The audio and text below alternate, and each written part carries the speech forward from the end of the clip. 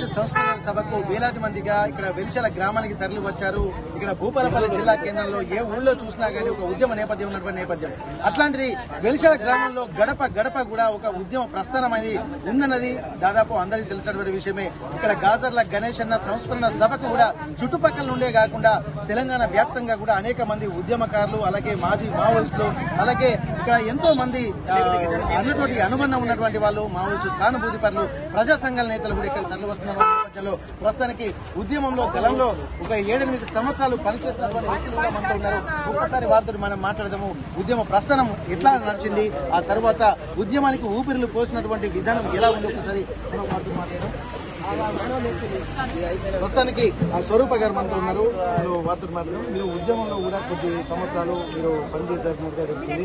ఇప్పుడు మొన్న అంతిమయాత్రలో కూడా మీరు ఒక భావోద్వేగమైనటువంటి వాతావరణం, ఈ వాతావరణం చూసిన తర్వాత వారి అన్నతో ఉన్నటువంటి అనుబంధం కూడా ఆర్టీవీ గమనించింది. అసలు ఉద్యమంలో ఎట్లా వెళ్ళారు, ఉద్యమానికి వెళ్ళడానికి కారణం ఏంటి, అసలు ఎట్లా మీ ప్రస్థానం నచ్చింది? నేను 2000 సంవత్సరంలో ఉద్యమంలోకి వెళ్ళడం జరిగింది. నేను వెళ్ళినాక నన్ను రిక్రూట్ చేసుకున్నది గణేష్ అన్న, ఆ స్థానిక కమాండర్ గా తీసుకున్నారు నన్ను. అయితే నేను చెప్పదలుచుకున్నది ఏంటిదంటే, గణేష్ అన్న అంటే ఎంత ఆయన గొప్ప మనసు, మాతోని సభ్యులతోని ఎంత అన్యూనంగా భావంతో మెదిలిండు, ఉద్యమంలో ఎంత ఆదర్శంగా ఉన్నాడు. ఎన్నో మాకు రాజకీయ ఓనమాలు నేర్పి మమ్మల్ని తీర్చిదిద్దిండు. అసలు అన్న గురించి చెప్పాలంటే మాటలలో చెప్పలేము. అసలు ఎట్లా కూడా అన్నను స్మరించుకున్నా తక్కువే. ఆయనను చంపడం అంటే ఈ 2 ప్రభుత్వాలకు నేను చెప్తున్నా ఏంటిదంటే, ఒక పిరికి పంద చర్య. ఒక అనారోగ్యంతో బాధపడుతున్న గాజర్ల గణేష్ అన్న గారిని పట్టుకొని చిత్రహింసలు, నానా రకాల ఇబ్బంది పెట్టి పండ్లను బీకి, సుత్తతోని పండ్లను బీకి రక్తాలు గారుతుంటే మీద యాసిడ్ పోసి రకరకాలుగా చిత్రహింసలు పెట్టి ఆయనను హతమార్చిన ఈ బీజేపీ కాంగ్రెస్ ప్రభుత్వాలకు నేను చెప్తున్నది ఏంటిదంటే, మీ దమ్ముంటే, మీకు చిత్తశుద్ధి ఉంటే మావోయిస్టులతోని కాదు పెట్టుకునేది. ఈ ఆంధ్ర రాష్ట్ర దేశంలో, ప్రపంచంలో మీరు కాపాడాలంటే మహిళల మీద అత్యాచారాలు జరుగుతున్నాయి, వాటిని అరికట్టండి. బాలబాలికల మీద హత్యలు జరుగుతున్నాయి, వాటిని మీరు విస్మరించండి. దమ్ముంటే మహిళలను కాపాడండి, వాళ్ళ హత్యలను జరగకుండా కాపాడండి, పేద ప్రజలను తీర్చిదిద్దండి. ఆ వైపుగా మీరు ప్రయాణించండి. గాని ప్రజలకు ఎలాంటి వాళ్ళ హక్కులు కోల్పోకుండా కాపాడే ఆదివాసీ దండకారణ్యంలో ఆదివాసులే మూలవాసులు అంటారు కదా, వాళ్ళ కింద ఉన్న 90 రకాలుగా ఉన్న ఖనిజ సంపదను దోచుకొని ఆదాని అంబానీలకు కట్టబెట్టడానికి ప్రైవేటీకరణ చేసి, ప్రైవేటు సంస్థలను ఏర్పడేసి ఈ రాష్ట్రాన్ని ముంచడానికే, ఆదాని అంబానీలకు కట్టబెట్టడానికే ఈ మోడీ, అమిత్ షా, చంద్రబాబు నాయుడు కూడా దీంట్లో కీలక పాత్ర ఉన్నదని నేను భావిస్తున్నా. ఓకే, మీరు నిజంగా ఉద్యమ ప్రస్థానం అంటేనే ఒక పాటలు కూడా తోటి, ఎందుకంటే పాటలతోటే కాదు, పాటలతో కూడా ఉద్యమానికి ఊపిరి పోతున్నటువంటి పరిస్థితి, ఒక భావోద్వేగమైనటువంటి వాతావరణం కూడా పాటలతో వస్తుంది. మీరు ఉద్యమాలు ఉన్నప్పుడు ఇక్కడ ఎన్నో పాటలు పాడి ఉంటారు. ఈ అన్న గురించి చనిపోయిన సందర్భంగా గాజర్ల రమణ చనిపోయారు, రమణ పాట పాడారు.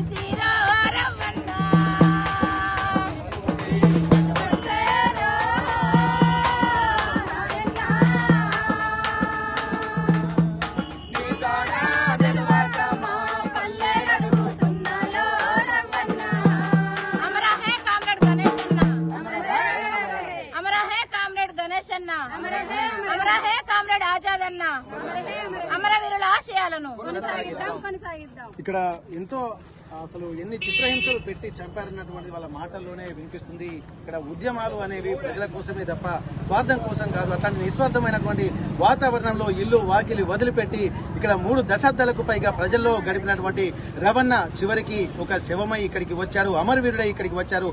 ఆ భావోద్వేగాన్ని గుండెల్లో నింపుకొని ఆ పాటల రూపంతో మాట్లాడుతున్నటువంటి పరిస్థితి. ఏదేమైనప్పటికీ కూడా వెలిశాల గ్రామం మాత్రం ఇక్కడ గాజర్ల రవణ చనిపోయిన తర్వాత కన్నీటి సంద్రంలా మారింది.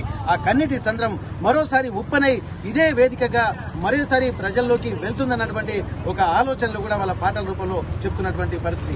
వెలిశాల గ్రామం నుండి కెమెరా పర్సన్ వంశీతో వెంకటరత్నం, RTV వరంగల్. ఇండియా పాకిస్తాన్ ఉద్రిక్తతలపై లేటెస్ట్ అప్డేట్స్ కోసం డౌన్లోడ్ చేసుకోండి RTV లైవ్ యాప్.